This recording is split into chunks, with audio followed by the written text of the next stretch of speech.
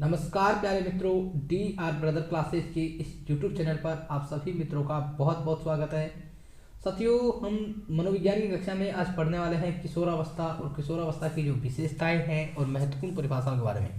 साथियों, अब तक हमने मनोविज्ञान की कक्षाओं में जाना है बाल विकास, अभिवर्धन विकास, विकास के सिद्धांत, बाल विकास की शैशवावस्था, सामान्य अवस्थाओं का वर्गीकरण, इनकी हम चर्चा कर चुके हैं।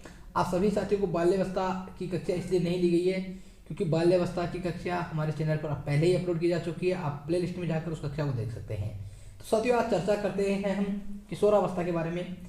तो देखिए मित्रों, किशोरावस्था आपको दिखाई दे रही होगी। किशोरावस्था को हम क्या कहते हैं? 12 से लेकर के 18 वर्ष तक की जो आयु है किशोरावस्था कहलाती है। इसको सामान्य रूप से वर्गीकरण हम करें तो 12 से 18 वर्ष तक की जो आयु है, एज है, किशोरावस्था कहलाती है। इसको हम अंग्रेजी में एडोलसेंस स्टेज कहते हैं। क्या कहते हैं मित्रों? एडोलसेंस कहते हैं इसको, किशोरावस्था को। आपको इसमें ये नहीं है एग्जैक्ट याद करना है कि 12 से 18, आपको यहाँ पर 13 से 19 भी देखने को मिल सकता है, 12 से 19 भी देखने को मिल सकता है। आपको जैसा ऑप्शन में उपयुक्त लगे वैसे आपको हल करना है, लेकिन सामान्य रूप से 12 से 18 वर्ष इसका वर्गीकरण किया गया है मित्रों। जानते हैं मित्रों, किशोरावस्था जो शब्द है, आप देखिए किशोरावस्था शब्द आपको दिखाई दे रहा है, जिसको हम क्या कहते हैं अंग्रेजी में? एडोलसेंस। और एडोलसेंस जो शब्द था मित्रों अंग्रेजी का, किशोरावस्था को जो कहते थे हम ADOLESENS, इस एडोलसेंस शब्द की जो उत्पत्ति थी वो लैटिन शब्द किससे हुई थी? एडोलिसियर से हुई थी। एडोलिसियर से हुई थी। और इस एडोलिसियर का जो अर्थ था मित्रों, परिपक्वता की ओर बढ़ना, अर्थात टू ग्रो टू मैच्योरिटी, अर्थात बालक का परिपक्वता की ओर बढ़ना। बालक मैच्योर कब होता है? तब उसे परिपक्वता आ जाती है, अर्थात उसको जो भी चीजें जानने की होती है वो जान लेता है, या फिर उसके अंदर जो क्षमताएं उस अवस्था के अनुरूप कार्य करने की होती है उस कार्य को वह करने लग जाता है। तो वो हमारी मैच्योरिटी होती है मित्रों, परिपक्वता होती है। अब हम जानते हैं ये किशोरावस्था है, इस किशोरावस्था का सर्वप्रथम क्रमबद्ध व वैज्ञानिक अध्ययन किसने किया मित्रों? तो आपको बताना है स्टैनली हॉल ने इस किशोरावस्था का क्या किया? सर्वप्रथम क्रमबद्ध वैज्ञानिक अध्ययन किया, और इसीलिए इसको किशोरावस्था का जनक भी जाना जाता है। क्या माना जाता है मित्रों? किशोरावस्था का जनक माना जाता है। और किशोरावस्था ने मित्रों एक परिभाषा दी। किशोरावस्था में स्टैनली हॉल ने एक परिभाषा दी थी मित्रों, यहाँ पर शायद टाइप करना हम भूल गए हैं, देखिएगा। प्रबल दबाव, तनाव व तूफान की अवस्था। प्रबल दबाव, तनाव, तूफान व संघर्ष की अवस्था। आप सभी मित्र लिख सकते हैं, प्रबल दबाव, तनाव, तूफान व संघर्ष की अवस्था किशोरावस्था को किसने कहा है? तो मित्रों ये कहने वाले थे स्टैनली हॉल महोदय ने। प्रबल दबाव, तनाव व तूफान एवं संघर्ष का काल कहा है। मित्रों आप देखिए किशोरावस्था में कितना दबाव होता है। आप सभी इस एज से गुजर रहे होंगे तो आप सभी इस बात से परिचित होंगे। देखिए मित्रों, आज की कक्षा में हमें कितना मजा आने वाला है, क्योंकि हम जिस अवस्था में हैं उसी की विशेषताओं को जानने का प्रयास करेंगे। और आप सभी देखिएगा मित्रों, अपने चारों ओर के परिवेश में अपने ऊपर इन सब विशेषताओं को लागू करके देखिएगा, जरूर आपकी विशेषता इससे मिल रही होगी कुछ न कुछ तरीके से। तो बड़ा मजा आने वाला है आज की कक्षा में मित्रों। प्रबल दबाव, बहुत सारा दबाव है, कई सारे तनाव है, तूफान जिंदगी में मचा रहता है। एक तरह से हम संघर्ष करते रहते हैं। कैसे करते हैं? जब हम विशेषताएं पढ़ेंगे एक एक विशेषताएं, तो आपको समझ में आएगा मित्रों। तो शुरुआत करते हैं मित्रों आगे। किशोरावस्था से संबंधित जो सिद्धांत है, दो प्रकार के सिद्धांत महत्वपूर्ण हैं। एक है त्वरित विकास का सिद्धांत, जो कि स्टैनली हॉल महोदय के द्वारा दिया गया है। और मित्रों त्वरित विकास का सिद्धांत क्या कहता है? इसको हम क्या कहते हैं? त्वरित विकास के सिद्धांत को आकस्मिक विकास का सिद्धांत कहते हैं। अर्थात इसमें जो विकास होता है वो अचानक से होता है। इसका मानना है स्टैनली हॉल का कि बाल्य जो किशोरावस्था में जो परिवर्तन होते हैं वो अचानक से होते हैं, अचानक अकस्मात रूप से परिवर्तन होते हैं। ठीक है मित्रों। लेकिन दूसरा सिद्धांत है हमारा, आप सभी को स्क्रीन पर दिखाई दे रहा है, क्रमिक विकास का सिद्धांत। और इसके प्रतिपादक कौन है? थॉर्नडाइक, किंग व हुर्लिंगवर्थ महोदय है। और इनका मानना है बालक का जो विकास होता है, जो किशोरावस्था में जो परिवर्तन होते हैं वो धीरे धीरे, अर्थात क्रम के अनुसार होते हैं, धीरे धीरे क्रम के अनुसार होते हैं, एक सीक्वेंस वाइज होते हैं। ऐसा नहीं है कि कोई बच्चे में परिवर्तन अचानक आ जाएगा, धीरे धीरे चलेगा। और किंग महोदय ने एक परिभाषा भी कही थी मित्रों कि जिस प्रकार एक ऋतु के समाप्त होने पर दूसरी ऋतु का आगमन होता है, जब एक ऋतु समाप्त हो जाती है तब दूसरी ऋतु आती है। और पहली वाली जो ऋतु है उसके अंदर ही जो आने वाली दूसरी ऋतु है उसके लक्षण धीरे धीरे दिखाई देने लग जाते हैं। अर्थात बाल्यावस्था में किशोरावस्था क्या होती है? एक दूसरे से संबंधित होती है और बाल्यावस्था के अंत में जाते जाते बालक को क्या करने लगते हैं, किशोरावस्था के कुछ कुछ लक्षण दिखाई देने लगते हैं। अर्थात अचानक से परिवर्तन नहीं आता है, एक क्रम वाइज एक जुड़े हुए रूप से इसमें क्या होता है, परिवर्तन होता है मित्रों। और हैडो कमेटी की रिपोर्ट थी, एनसीईआरटी की बुक में दे रखा है कि 11 वर्ष से या 12 वर्ष की जो अवस्था होती है उसमें बालक के नसों में क्या उठता है, ज्वार उठता है, और ये जो ज्वार है वही हमारी परिवर्तन को दर्शाता है। ये किशोरावस्था, इसी को हम किशोरावस्था कहते हैं मित्रों। ठीक है, चलते हैं अगर आगे की ओर। आगे है हमारा, अब हम जानेंगे किशोरावस्था को मुख्य रूप से अगर मान लिया जाए मित्रों तो दो भागों में बांटा जाता है। एक दिख रहा होगा आपको पूर्व किशोरावस्था और एक आपको दिखाई दे रहा होगा उत्तर किशोरावस्था। मित्रों जो पूर्व किशोरावस्था है उसी को हम वय संधि काल कहते हैं और तरुणावस्था भी कहते हैं, और एक होता है उत्तर किशोरावस्था। जो मित्रों पूर्व किशोरावस्था होती है उसमें बालिकाओं के अनुसार जो पूर्व किशोरावस्था माना जाता है वो 11 से 13 वर्ष की आयु मानी जाती है, और बालकों में जो पूर्व किशोरावस्था होती है वो 12 से 14 वर्ष की आयु मानी जाती है। और किशोरावस्था जो है मित्रों 15 से लेकर के 19 वर्ष की जो आयु है, और बालिकाओं में 14 से 15 से 19 तक की उत्तर किशोरावस्था। आपसे एग्जैक्ट समय कभी नहीं पूछेगा मित्रों एग्जाम में, तो आप ध्यान रखें, कंफ्यूज ना हो। और पूर्व जो किशोरावस्था होता है मित्रों इसको हम क्या कहते हैं, द्रुत एवं तीव्र विकास का काल होता है। इसमें जो विकास होता है सर्वाधिक तीव्र गति से होता है मित्रों, द्रुत एवं तीव्र विकास का काल इसे कहते हैं।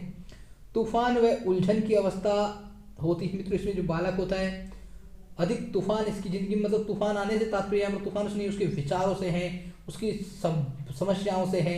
इस प्रकार के जो है इस बालक जो होता है पूर्व किशोरावस्था में तूफान और उलझी हुई अवस्था में रहता है अर्थात। और इसमें क्या होता है मित्रों, पूर्व किशोरावस्था में लड़कों की अपेक्षा लड़कियों का विकास तीव्र होता है, लड़कियां ज्यादा अधिक विकास को प्राप्त करती है। आपने देखा होगा बाल्यावस्था समाप्त होते होते लड़कियों में अचानक से बहुत सारे परिवर्तन आ जाते हैं। जैसे लड़कियों की जो लंबाई है वो तेजी से बढ़ती है इस अवस्था में, उनकी आवाज़ जो होती है कोमल और सुरीली हो जाती है, उनके जो गुप्तांग हैं उन पर बाल आ जाते हैं और मासिक धर्म का आना शुरू हो जाता है। ये जो है पूर्व किशोरावस्था की विशेषताएं हैं। और इसी प्रकार बालक का बिगड़ना और सुधरना इसी काल पर निर्भर करता है। जो पूर्व किशोरावस्था है इसमें बालक बिगड़ेगा सुधरेगा, क्योंकि इस समय क्या होता है बालक में नए नए परिवर्तन आते हैं और बालक को समझ नहीं आ रहा होता है कि अब उसे क्या करना चाहिए। इस प्रकार के परिवर्तन हो सकता है वो गलत संगत में पड़ जाए, तो क्या होता है बालक का जो बिगड़ना और सुधरना है वो इसी काल पर अर्थात पूर्व किशोरावस्था पर निर्भर करता है। ठीक है मित्रों, अब हम जानेंगे किशोरावस्था की कुछ महत्वपूर्ण विशेषताओं के बारे में। कौन कौन सी विशेषताएं हैं किशोरावस्था की। पहली विशेषता है हमारी बालक का चहुमुखी विकास होता है। किशोरावस्था में बालक का क्या होता है मित्रों, चहुमुखी विकास होता है। चहुमुखी विकास के क्या तात्पर्य है, चहुमुखी मतलब चारों तरफ से विकास होता है, जैसे शारीरिक पक्ष हो, मानसिक पक्ष हो, सामाजिक पक्ष हो या संवेगात्मक पक्ष हो। बालक का जो विकास होता है वो सभी में होता है, सभी पक्षों में बालक का विकास होता है और सभी पक्ष एक दूसरे से जुड़े हुए होते हैं। और सभी का विकास क्या होता है अपनी अधिकतम सीमा पर होता है। बालक इसमें संपूर्ण रूप से जैसे शारीरिक स्थिति होती है अपनी जो शरीर की लंबाई है उसको प्राप्त कर लेता है, सामाजिक विकास की भावना उसमें आ जाती है, मानसिक विकास उसकी जो बुद्धि होती है उसका डेवलपमेंट जितना होता है बालक की अधिकतम जो बुद्धि का विकास है वो इस अवस्था में हो जाता है, संवेगात्मक विकास उसमें होने एक पूर्ण रूप से हो जाता है। तो मित्रों जो बालक का चहुमुखी विकास की जो अवस्था है वो कौन सी है, किशोरावस्था है। ध्यान रखिएगा मित्रों, ये जो अवस्था है उसमें समायोजन का अभाव पाया जाता है मित्रों। आपने देखा बालक का विकास हो गया, चहुमुखी विकास हो रहा है, लेकिन उसमें समायोजन का अभाव क्यों पाया जा रहा है, क्योंकि मित्रों इसमें क्या होता है पीढ़ियों में अंतर है और विचारों में मतभेद है, उसके कारण उसमें समायोजन का अभाव पाया जाता है। माँ बाप उससे किस तरह का कार्य करने कहते हैं, बच्चे जो होते हैं किशोरावस्था के वो अलग अपनी इच्छा अनुसार ही सोच रहे होते हैं कि मुझे ये करना है, जबकि घर वाले अलग तरीके से करता है। और उन दोनों के विचार मित्रों अलग अलग नहीं है, उनको समझने की आवश्यकता है, क्योंकि पीढ़ियों में जनरेशन में जो गैप है ना उसके कारण उनके विचारों में मतभेद है। और जब विचारों में मतभेद है तो उनमें क्या नहीं हो पा रहा है, एडजस्टमेंट अर्थात समायोजन नहीं हो पा रहा है, अर्थात समायोजन का अभाव उनके अंदर पाया जाता है। किशोरावस्था की जो अगली विशेषता है मित्रों व्यक्तिगत एवं घनिष्ठ मित्रता इसमें पाई जाती है। व्यक्तिगत और घनिष्ठ मित्रता जो है मित्रों किसकी विशेषता है, किशोरावस्था की विशेषता है। आप सभी साथ ध्यान रखें। और इसको जो कहने वाले थे वैलेंटाइन महोदय ने कहा था, अभी हम जब कथन पढ़ेंगे कौन से मनोविज्ञान में क्या कहा था फिर से चर्चा करेंगे। वैलेंटाइन महोदय ने कहा है किशोरावस्था की महत्वपूर्ण विशेषता है व्यक्तिगत एवं घनिष्ठ मित्रता। आपने बताया आपसे पहले जो मित्रता होती है जैसे शैशवावस्था में क्षणिक मित्रता पाई जाती है। कैसे पाई जाती है, जैसे मान लो शैशवावस्था में जो बालक होता है किसी की दूसरे घर गया पड़ोस में या फिर कहीं समारोह में गया, किसी दूसरे छोटे बच्चे के साथ खेला, घर आया उसको भूल गया, उससे कोई मतलब नहीं है। बाल्यावस्था में होती है खोखले मित्रता, अर्थात मान लो बालकों में लड़ाई हो गई, हमारे ग्रुप से बाहर कर देते हैं उसको, जैसे अपना खेलने का समूह बना रखा है उस समूह से बाहर कर देते हैं। अब्बा कुट्टा वाला सिस्टम आपने देखा होगा मित्रों कि बार बार अब्बा होते रहते हैं, कुट्टा होते रहते हैं, एक छोटी सी बात हुई लड़ाई हो गई, झगड़ा कर दिया, फिर से अब्बा कर, तो वो खोखली मित्रता होती है। लेकिन इसमें जो होती है बालक की क्या होती है, घनिष्ठ मित्रता पाई जाती है मित्रों। एक व्यक्तिगत रूप से जीने मरने की जो बात करता है बालक की मित्रता के लिए जान देने तक की बात आ जाती है, अर्थात यहाँ पर जो मित्र है उसकी भूमिका उसे समझ में आ जाती है। और मित्रों ये जो अवस्था है इसमें मित्र जो है होने चाहिए। आपने सुना होगा एक जो सच्चा मित्र होता है वो एक लाइब्रेरी के समान होता है, एक पुस्तकालय के समान होता है। और मित्रों ये जो अवस्था ऐसी है इसमें हम हमारी जो समस्याएं हैं उनकी चर्चा अपने परिवारजनों से नहीं कर सकते, उसमें मित्र ही आपका सहारा बनता है। और मित्र, एक सच्चे मित्र जो होता है वो सबको रखना चाहिए, और अगर आपके पास मित्र है तो उसे खोना भी नहीं है मित्रों, क्योंकि व्यक्तिगत और जो घनिष्ठ मित्रता है इसकी महत्वपूर्ण विशेषता है और इस अवस्था में बहुत सहायक होते हैं मित्रों। ठीक है। और इसमें क्या होता है, इच्छाओं का बाहुल्य, इच्छाओं का बाहुल्य ही बाहुल्य है, बहुत सारी इच्छाएं हैं कि मैं नौकरी लग जाऊंगा, इस प्रकार से उसके अंदर क्या है, बहुत सारी इच्छाएं जन्म ले रही होती है। मैं शादी करूंगा, मेरी लाडी ऐसी होगी, फिर मैं गाड़ी लूंगा, फिर मैं ऐसे करूंगा, इतने पैसे होंगे मेरे पास, ऐसे मैं घूमने जाऊंगा, ये सब क्या है, उसके बारे में इच्छाएं बहुत सारी चलती रहती है। इच्छाएं इच्छाएं घोर इच्छाएं मित्रों। उसके बाद क्या है, दिवा स्वप्न है। क्या है दिवा स्वप्न, किसे कहते हैं, दिवा स्वप्न में खोया हुआ रहता है। अर्थात दिवा स्वप्न क्या होता है, जो इच्छाएं हैं बालक की, जिन इच्छाओं की उसकी पूर्ति नहीं हो पाती है, वह कल्पना के माध्यम से इच्छाओं की पूर्ति करके अपने आप को क्षणिक संतुष्टि प्रदान करता है। इसे हम दिवा स्वप्न कहते हैं। दिवा स्वप्नों में खोया रहता है। अब मान लो उसकी शादी नहीं हो रही तो वो शादी की जो विशेषताएं हैं उसको मन ही मन में सोचता हुआ एक बैंड बाजे की धुन पर नाच रहा होता है अपने आप से ही। या फिर वो कहे कोई कार लाने की सोच रहा है, कार नहीं ला पाया तो वो कल्पनाएं करता रहता है कि मैं ऐसी कार लाऊंगा, उस कार में दोनों जने बैठकर साथ में घूम रहे होंगे, ये कर रहे होंगे। ये क्या है, एक प्रकार से दिवा स्वप्न है मित्रों।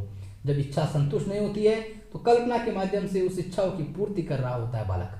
ठीक है मित्रों। उसके बाद चलते हैं हमारी अगली विशेषताओं की ओर।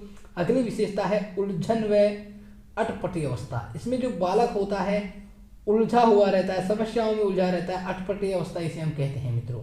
झंझावट की अवस्था होती है मित्रों। जो बालक होता है इसमें चिड़चिड़ा हुआ हो रहता है, इसमें चिड़चिड़ा हुआ रहता है, चिड़चिड़ा सा व्यवहार करता है मित्रों। अर्थात उसमें बालक जो है संघर्ष कर रहा था, तनाव तूफान आ रहे होते हैं उसकी जिंदगी में, उलझा हुआ रहता है समस्याओं से, तो इसलिए इसी झंझावट की अवस्था, उलझन की अवस्था, अटपटी अवस्था का है मित्रों। समस्या की अवस्था इसे कहा गया है मित्रों। आप सभी ध्यान रखिए, हम किशोरावस्था के बालक को समस्यात्मक बालक नहीं कह सकते। क्या नहीं कह सकते मित्रों, समस्यात्मक बालक नहीं कह सकते। समस्यात्मक बालक एक अलग कॉन्सेप्ट है, जब हम विविध अधिगमकर्ताओं की समझ पढ़ेंगे तब उसमें जानेंगे। लेकिन ये जो बालक है, ये जो अवस्था है किशोरावस्था, समस्या अवस्था है, अवास्तविक अवस्था। अब आपको पता है किशोरावस्था में बालकों को कितनी समस्या होती है। बालकों को बहुत सारी समस्या है, अपने गर्लफ्रेंड की समस्या है, गर्लफ्रेंड को गिफ्ट देने की समस्या है, बॉयफ्रेंड से मिलने की समस्या है, शादी करने की समस्या है, जीवन साथी चुनने की समस्या है, नौकरी पाने की समस्या है, अपने मित्रता को बनाए रखने की समस्या है, दोस्तों को खुश रखने की समस्या ही समस्या है, व्यक्ति को नया मोबाइल लाने की समस्या। ये जो जीवन है किशोरावस्था का वो चारों तरफ समस्याओं से घिरा रहता है मित्रों। समस्या की अवस्था इसे इसलिए कहा जाता है। अवास्तविक आयु है, कोई वास्तविकता पता नहीं है, अवास्तविकता में खोया रहता है। अर्थात अवास्तविक आयु इसे क्यों कहते हैं, अवास्तविक आयु है, इसमें बालक जो है वास्तविकता को स्वीकार नहीं करता है। अपनी गर्लफ्रेंड बॉयफ्रेंड जो है आपस में कस्में कर रहे होते हैं, मैं आपके लिए चांद तारे तोड़ कर लेकर आऊंगा, मैं ताजमहल बनवा दूंगा, ऐसी बातें कर रहे होते हैं जिनका कोई औचित्य नहीं होता है। तो ये क्या है, अवास्तविकता की आयु है मित्रों। बालक वास्तविकता पर नहीं रहना चाहता, अवास्तविक तरीके से रहना चाहता है मित्रों। इसे बसंत ऋतु कहते हैं मित्रों। क्या कहते हैं, बसंत ऋतु कहते हैं मित्रों। क्यों कहते हैं इसको बसंत ऋतु, आपने देखा होगा मित्रों। कब आता है बसंत ऋतु, जब किसी को किसी से प्यार हो जाता है मित्रों। जब प्यार हो जाता है तो क्या होता है, बसंत ऋतु आता है। और जब धोखा होता है ना उसी के साथ तो उसकी अवस्था में क्या आ जाता है मित्रों, पतझड़ आना चालू हो जाता है। तो ये जो सुनहरे जो प्यार के एहसास है, इस कारण इसको क्या कहा जाता है, बसंत ऋतु की तरह हरियाली लहलाती अवस्था होती है। अलग ही लय में बंधा होता है जब किसी से प्यार होता है, इस तरह से आपस में एक दूसरे के ख्यालों में खोए रहते हैं। तो ये क्या है, बसंत ऋतु है मित्रों। इसे स्वर्णिम काल कहा गया है, सुनहरी अवस्था कहा गया है, गोल्डन एज मित्रों जिसे हम कहते हैं। एक सोने की आयु, स्वर्णिम आयु अर्थात गोल्डन एज। क्यों कहा गया है मित्रों? क्योंकि इसकी जो एहसास है, इस तरह का मधुर अनुभव जो है, मधुर अनुभव, इस कारण इसको गोल्ड एज कहा गया है, गोल्डन एज कहा गया है मित्रों। अगली जो विशेषता है हमारी वीर पूजा, नायक पूजा की प्रवृत्ति। मित्रों इसमें वीर पूजा, नायक पूजा से तात्पर्य क्या है? किसी को आदर्श मानने लगता है, और जिसको भी वह आदर्श मानने लगता है उसी के अनुरूप वह बालक व्यवहार करने लग जाता है। जैसे किसी को आदर्श मान लेते हैं, वो व्यक्ति ऐसा है, मुझे उसके जैसा बनना है, वो कितना अच्छा आदमी है, वो जैसा करता है वैसा मैं करता हूँ, अर्थात इसमें किसी को आदर्श मानने की भावना इस किशोरावस्था के अंतर्गत आ जाती है। इस अवस्था में स्पष्ट वैयक्तिक स्थिति होती है, ना तो वो बच्चा होता है ना वयस्क होता है। आपने देखा होगा आपके घर में आप भी कोई कार्य करते होंगे, मान लो किसी बड़ों के सामने कोई चीज़ को समझाने का प्रयास करो, कोई अच्छी बात कहने का प्रयास करो, तो पता है क्या कहते हो? अभी इतना बड़ा नहीं हुआ है तू, या फिर उसको इस तरह से जो कोई ऐसा व्यवहार करता है तो क्या कहें, अभी तू बच्चा नहीं है, अब बहुत बड़ा हो चुका है। तो उसकी स्पष्ट जो स्थिति है वो स्पष्ट नहीं है कि वो बच्चा है, वयस्क है, उसे कैसा व्यवहार करना चाहिए। बच्चे के समान व्यवहार करें तो भी घर वाले डांटते हैं, वयस्क के समान व्यवहार करते हैं तो ऐसे कहते हैं कि इतना बड़ा नहीं हुआ है। तो उसके सामने अपनी स्थिति जो है स्पष्ट नहीं है, अव्यक्त स्पष्ट स्थिति है मित्रों। अगली जो विशेषता है हमारी बहुत महत्वपूर्ण विशेषता है मित्रों, समवयस्क समूह भावना। समवयस्क समूह भावना, पीयर ग्रुप मित्रों अंग्रेजी में लिखा हुआ है, और समवयस्क समूह भावना जो है किशोरावस्था की विशेषता है। लेकिन मित्रों आपसे प्रश्न यूं पूछा जाए, समलिंगीय समूह भावना या फिर समलिंगीय समूह भावना, तो आपको क्या बताना है मित्रों? आप बताओगे बाल्यावस्था। समलिंगीय बाल्यावस्था में होती है, और समवयस्क अपने समान आयु के जो वयस्क होते हैं, अपने वयस्कों की तरह जो समूह होता है वो की पीयर ग्रुप किशोरावस्था की है, जबकि समलिंगीय समान लिंगों का जो समूह है वो बाल्यावस्था की विशेषता है। आपको कंफ्यूज नहीं होना है मित्रों, ठीक है। चलते हैं अगली महत्वपूर्ण विशेषताओं की ओर मित्रों। इसमें क्या होता है? अस्मिता अर्थात आत्मसम्मान की भावना होती है।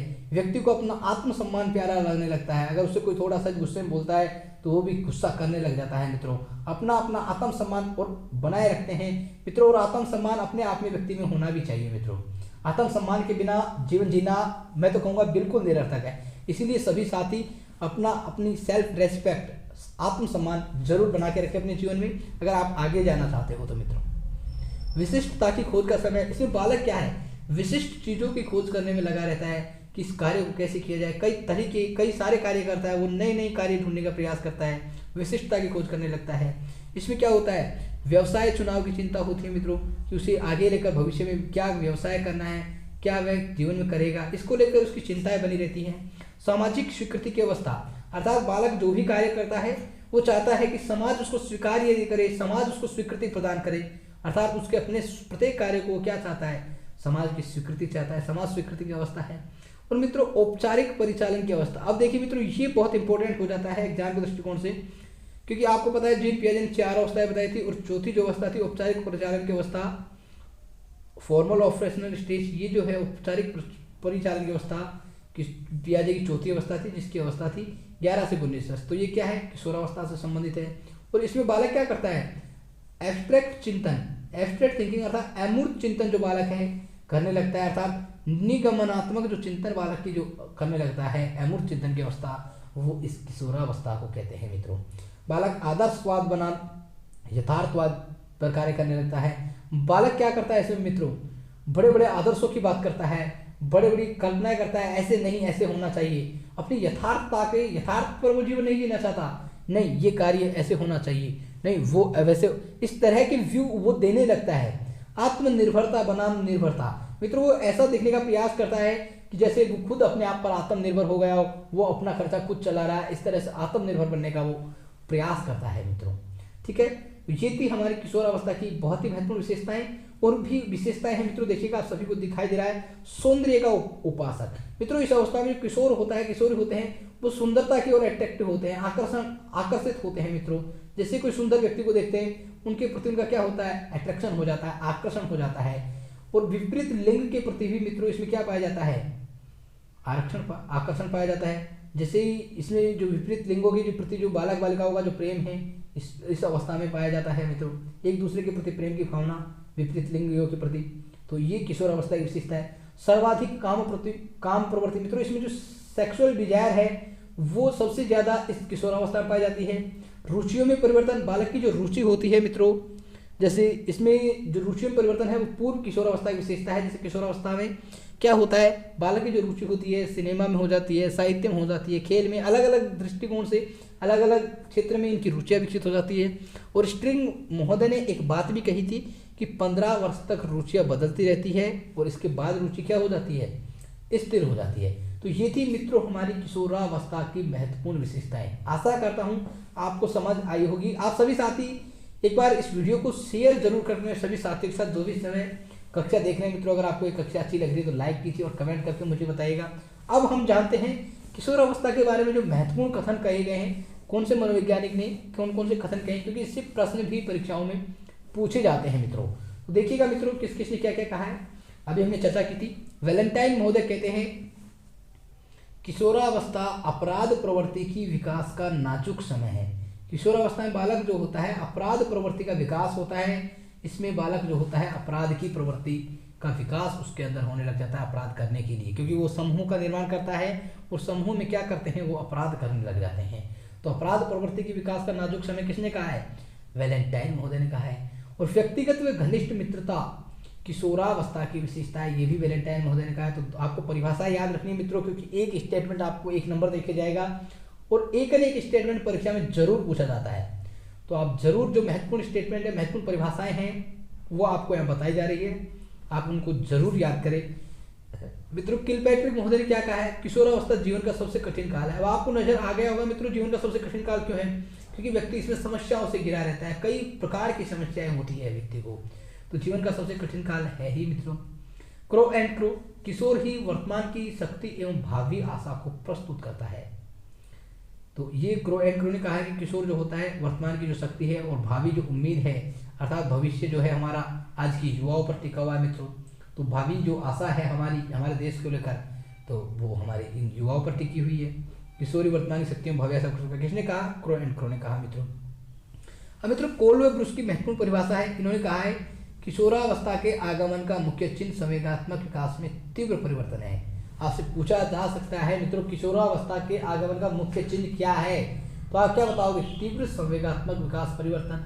और इसमें क्या होता है, किसने कहा, ऐसे प्रश्न पूछा जाए, कोल व ब्रुश ने कहा, तो आपको ध्यान रखना है मित्रों। एक और महत्वपूर्ण परिभाषा है मित्रों, किशोरावस्था से शैशवावस्था की पुनरावृत्ति का काल है।